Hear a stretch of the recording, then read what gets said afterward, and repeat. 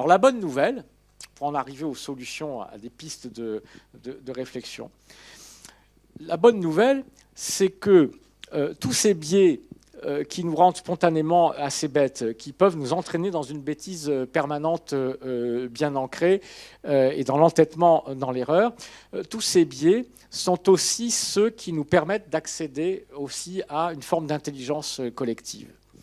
Alors ça, c'est vraiment un des points intéressants, enfin, je pense, des découvertes de la psychologie expérimentale et évolutionniste. C'est-à-dire que puisque en fait, notre cerveau n'est pas fait pour trouver la vérité, il est fait pour montrer que les autres ont tort, pour montrer que nous, on a toujours raison, quelle que soit la situation. Donc on est très doué pour faire ça, et on est très doué du coup pour voir les erreurs des autres, parce qu'il s'agit de montrer que les autres ont tort. Donc quand les autres disent des bêtises, on va beaucoup plus facilement s'en rendre compte que quand c'est nous qui disons des bêtises. Alors maintenant, vous mettez plusieurs personnes ensemble, dans certaines situations, dans un certain cadre social. C'est pour ça que tout ne relève pas que de la psychologie individuelle, mais toujours du cadre social et des rapports sociaux.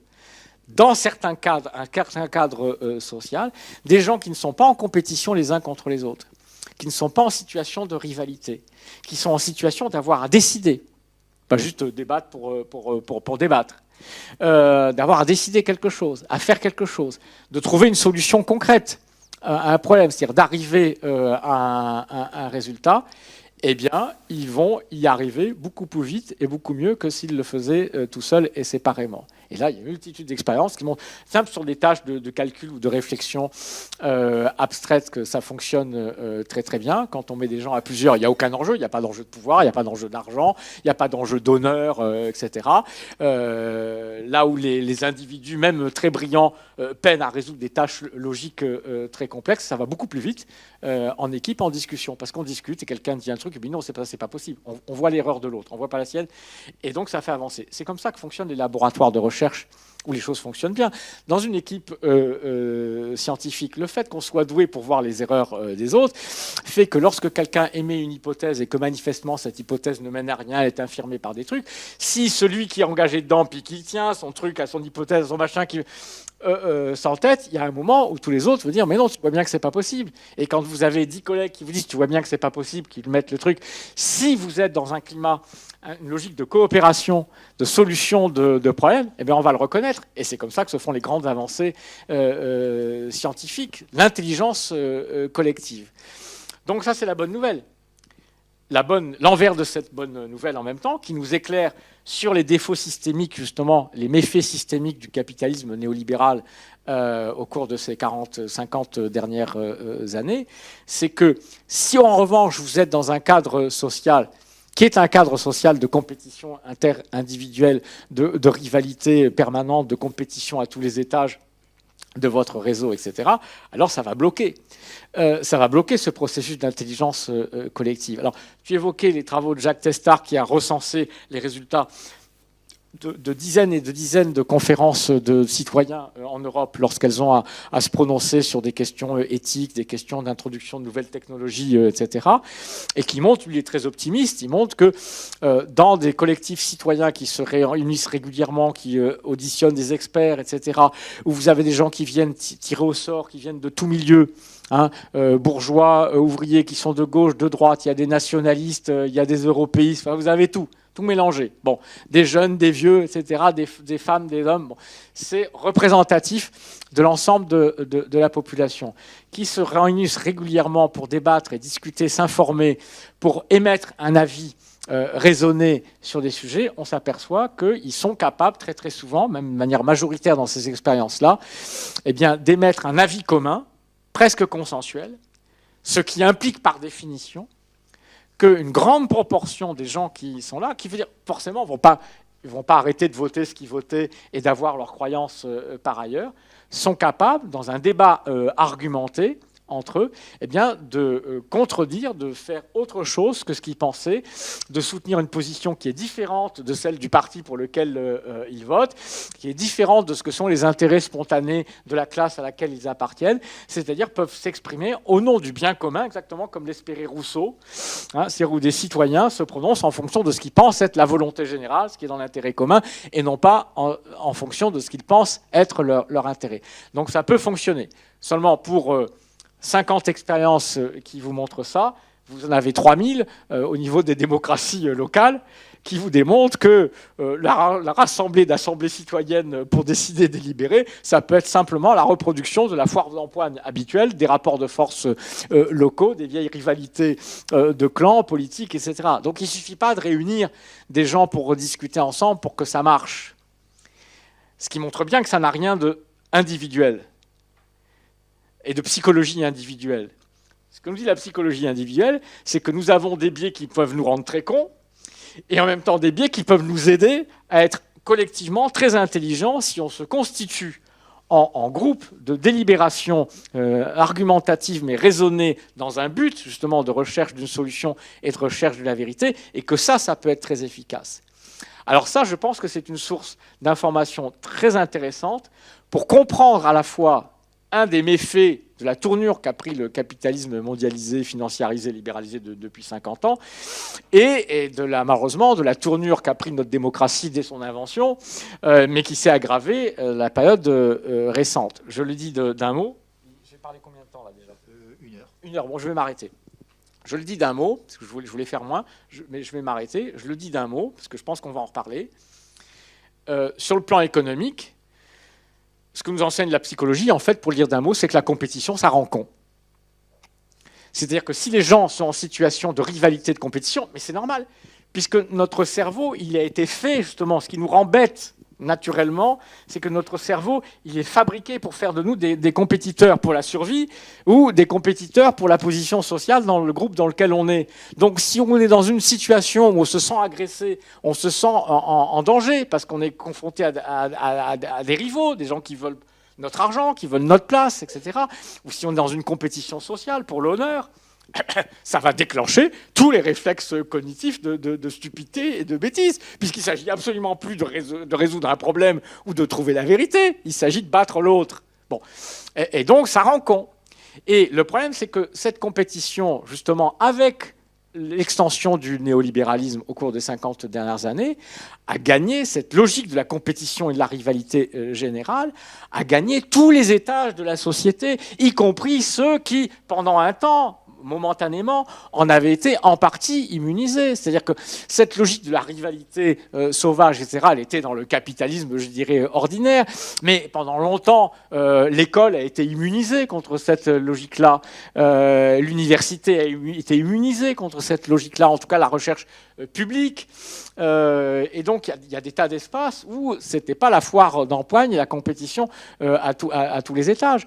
Avec le capitalisme néolibéral et les politiques néolibérales, on a étendu la logique de compétition inter-individuelle et de rivalité à tous les niveaux de la société et à tous les niveaux des nations, des collectivités humaines. C'est plus seulement les pays qui sont en compétition, c'est les régions qui sont en compétition à l'intérieur d'un même pays pour attirer les capitaux et les investisseurs. Après, ce sont les communes, ce sont les villes au sein d'un même département qui sont en compétition, en rivalité les unes les autres pour faire mieux que les autres. Et alors, dans ce monde où finalement, le seul but qui est offert à la vie des êtres humains, c'est d'être des bons guerriers qui soient à la hauteur des exigences pour ne pas être battus dans la compétition mondiale à laquelle ils seront confrontés, eh bien, ça devient la compétition partout. Alors du coup, même à l'école, parce que l'école n'a plus pour fonction d'éduquer.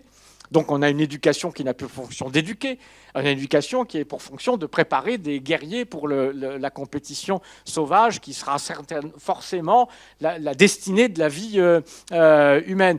Du coup, les parents ne sont plus des éducateurs. Les parents deviennent des espèces d'assistants de cette guerre parce qu'eux-mêmes sont tellement stressés que leurs pauvres gamins ne soient pas à la hauteur de la compétition, qu'ils n'ont qu'une seule obsession, c'est qu'ils soient premiers de la classe, en tout cas pas derniers, et au lieu de se préoccuper d'éduquer, c'est-à-dire de faire que ces petits bouts de choses qui naissent, qui sont totalement dépendants et qui vont construire entièrement leur personnalité, leur liberté par la communication qu'ils vont avoir avec leurs parents, avec leurs éducateurs, avec leurs voisins, que ce qui leur soit donné, c'est la capacité d'être des gens intelligents, justement, qui réfléchissent, qui peuvent choisir leur vie. Et donc, pour qu'ils puissent la choisir et être émancipés, il faut qu'ils puissent réfléchir. Et donc, au lieu d'éduquer les gens justement à devenir plus intelligents, à réfléchir, à avoir les capacités de choisir leur vie, on les met d'emblée dans un monde où on dit non mais la vie c'est une compétition, c'est une bataille, et donc on les entraîne à surdévelopper tous leurs réflexes et toutes leurs bêtises cognitives, je dirais, spontanées et naturelles pour en faire des compétiteurs. Et donc, cette société-là, effectivement, nous rend bêtes. Alors, je n'ai pas besoin de vous faire un dessin, il y a beaucoup de jeunes dans la salle, pour vous dire qu'en plus, quand c'était déjà le cas quand il n'y avait pas des écrans sur toutes les tables, il n'y avait pas un smartphone dans chacune de nos poches et il n'y avait pas les réseaux Internet, etc. Il est évident que cette société où la connerie individuelle peut se répandre à la vitesse de la lumière à travers ces réseaux, à travers ces écrans, et quand on voit le temps passé par la population, en particulier par la population jeune, le temps passé justement là-dedans, qui n'est autant de temps qui n'est pas passé simplement à ne rien faire pour réfléchir, pour penser, il est évident qu'on est engagé dans un processus d'abrutissement collectif. Alors évidemment, ça a gagné aussi la politique, parce qu'on appelle démocratie n'a jamais été... De toute façon, parce que la démocratie telle qu'elle a été inventée, c'est une invention de la bourgeoisie pour éviter que le peuple arrive au pouvoir. Ça, tout le monde le sait bien, c'est un fait historique. Les institutions ont toujours été dites démocratiques, ont toujours été construites de manière à éviter qu'il puisse y avoir un gouvernement qui soit le reflet véritablement d'une volonté populaire.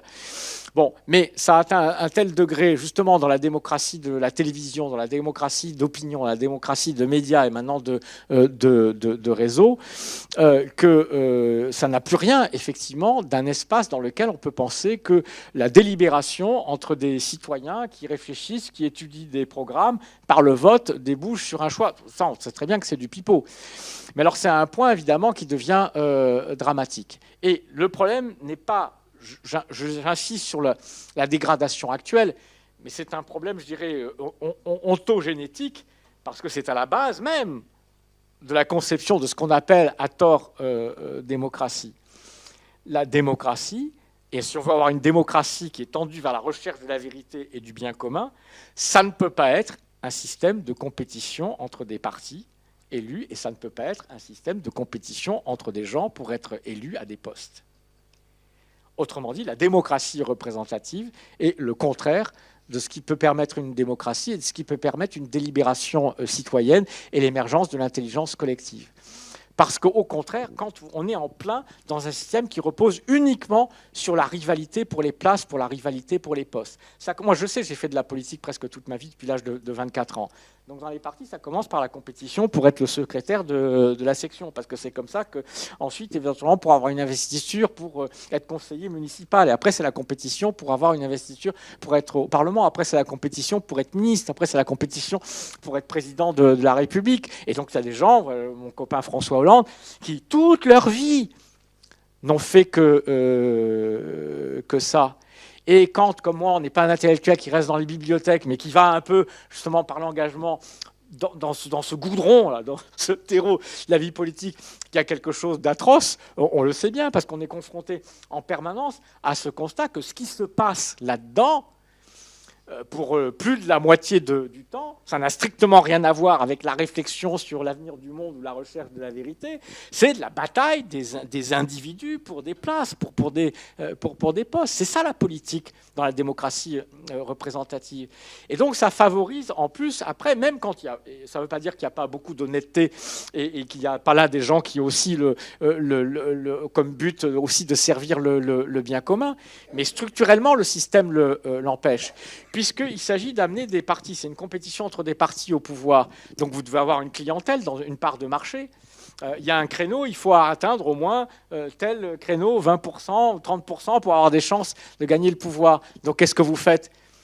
Votre objectif obligé, c'est pas de faire ce qui semble être dans le sens de la vérité ou du bien commun. C'est d'abord de faire, pour pouvoir arriver au pouvoir et faire ce qui vous semble être dans le bien commun, c'est d'abord de faire ce qu'il faut pour atteindre ce créneau des 20 ou 20% qui vous donne des chances d'accéder au pouvoir. Donc vous êtes un marchand. Vous cherchez à satisfaire une part de marché. Donc vous allez chercher à satisfaire une certaine clientèle. Donc le point de vue d'une certaine classe ou de certaines catégories de population.